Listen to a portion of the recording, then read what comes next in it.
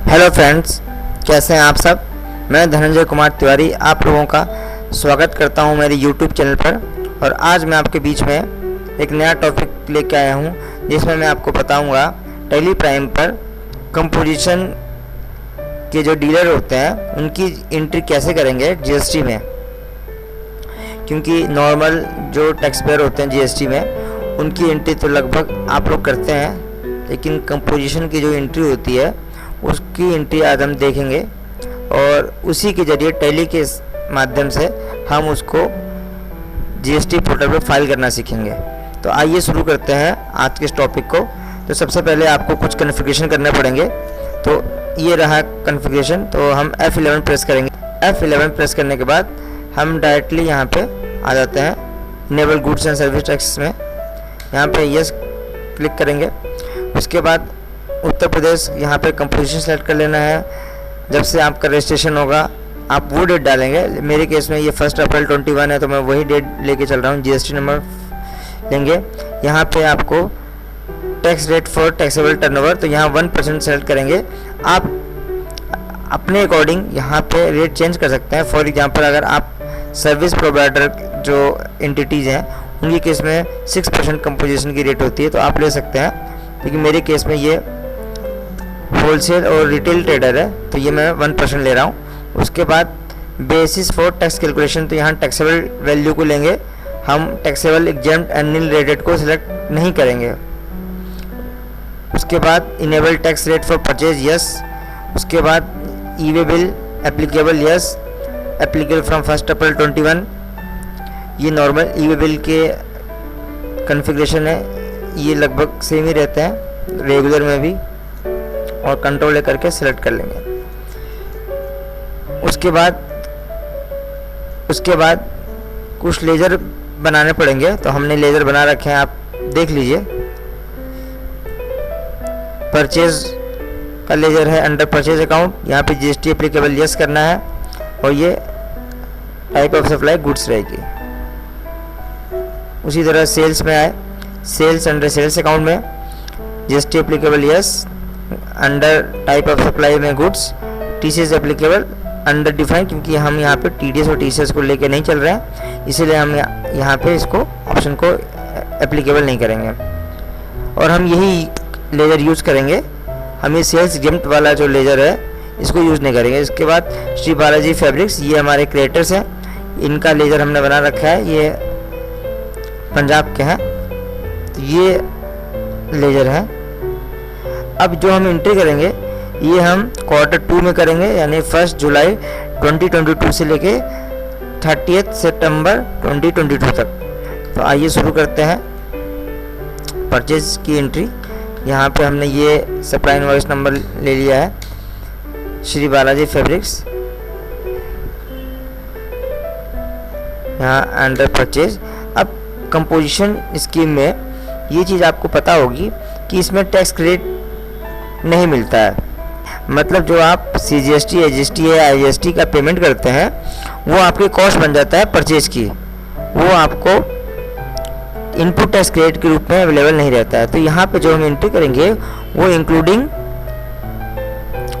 IGST करेंगे, क्योंकि हमारे केस में आईजीएसटी, अगर आपके केस में सीजीएसटी एजीएसटी है तो इसको इंक्लूड करके परचेज को वैल्यू को बढ़ा देंगे। तो जैसे इस केस में देखिए हम जीन्स खरीदते हैं तो हमने 1000 पीस में जीन्स खरीदे और हमारा एक का जो रेट था 500 था, लेकिन हमारा इस पे ऐसा मानते हैं कि 18% टैक्स था, तो 500 का 18% टैक्स लगाया, एक का 90 रुपीज़ हुआ, तो हमारी जो कॉस्ट हुई वो 590 रुपीज़ हो गई, इंक्लूडिंग जीएसटी हमने यहाँ पे लिया है। ठीक है, तो यहाँ पे 590 हो गया।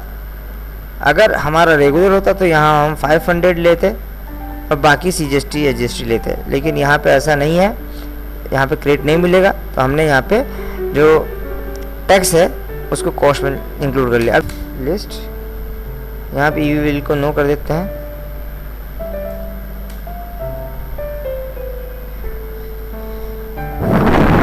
अब हम सेल्स करते हैं, ये F8 अब हम कैश में सेल करेंगे, क्योंकि हमने यहाँ पे कोई डेटर नहीं बना रखा है और ऐसा मानते हैं कि ये रिटेल ट्रेड ही कर रहा है पूरा इस क्वार्टर में।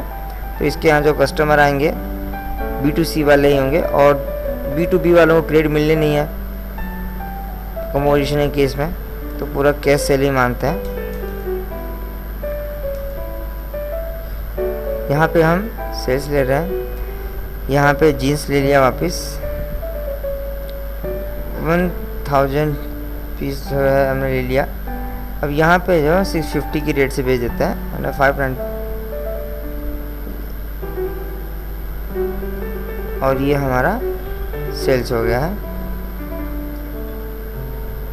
एक एंट्री अब हम और करेंगे एग्जाम्प्ट आइटम्स की, तो देखते हैं उस एंट्री को करके।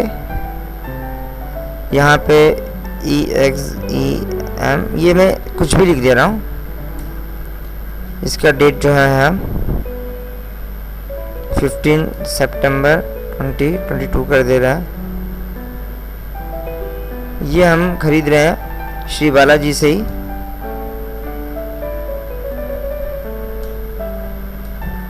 यहाँ पे हमने बुक्स ले लिया, क्योंकि बुक्स एग्जेम्प्टेड होता है 100 पीस, 50 रुपीज़ की बुक है, 5000 की कॉस्ट आ गई, क्योंकि एग्जेम्प्ट है तो इस पर कोई GST नहीं लगना है, तो ये कॉस्ट में भी इंक्लूड नहीं होगा। और ये हमारा ये परचेज हो गया। और 30 सितंबर को हम इसको सेल करेंगे। तो यहाँ पे कैश,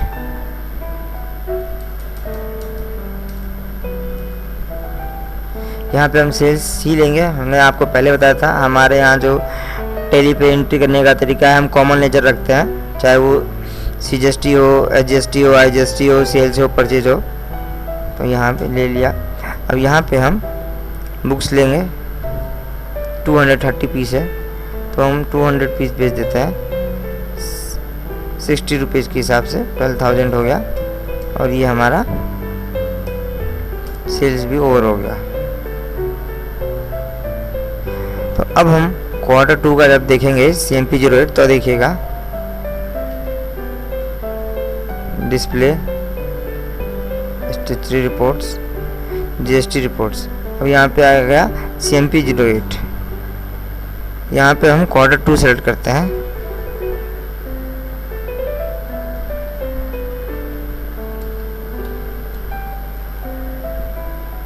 देखिए जब हमारा क्वार्टर 2 आ गया, तो इसमें देख लेते हैं। ये देखिए अब आपके सामने है टैक्सेबल सेल्स जो हमने किया था। 1000 जीन्स के पीस थे 650 के हिसाब से, तो ये 6,50,000 जो है आपका 1% की रेट से टैक्स लगना था, तो इसका 0.5% ये हो गया CGST और HGST 0.5%, 3250। तो टोटल यहाँ आपके सामने है 6500। और एग्जाम्प्ट सेल जो है वो 12,000 था बुक्स का। तो देखिए इस पे इन्होंने कोई टैक्स नहीं लगाया है, ये डायरेक्ट एग्जाम्प्ट सेल में आ गया। और टोटल जो सेल्स हमारी 6,62,000 आ गया। तो इस तरह से आप कंपोजिशन डीलर्स की एंट्री टैली प्राइम में कर सकते हैं। तो आशा करते हैं ये टॉपिक भी आपको समझ में आया होगा, और जल्द ही हम आपके बीच में कंपनीज के जो अमेंडमेंट हुए हैं उसको लेके आने वाले हैं। तो आप मेरे चैनल से जुड़े रहिएगा, ताकि आपको कंपनीज एक्ट और कंपनी जो ऑडिट है उसके जो रूल्स हैं, चाहे कारो 2020 हो, चाहे शेड्यूल 3 का जो रिवीजन आया है उसके चीज़ें मैं आपको बता सकूं। तब तक के लिए धन्यवाद। जय हिंद।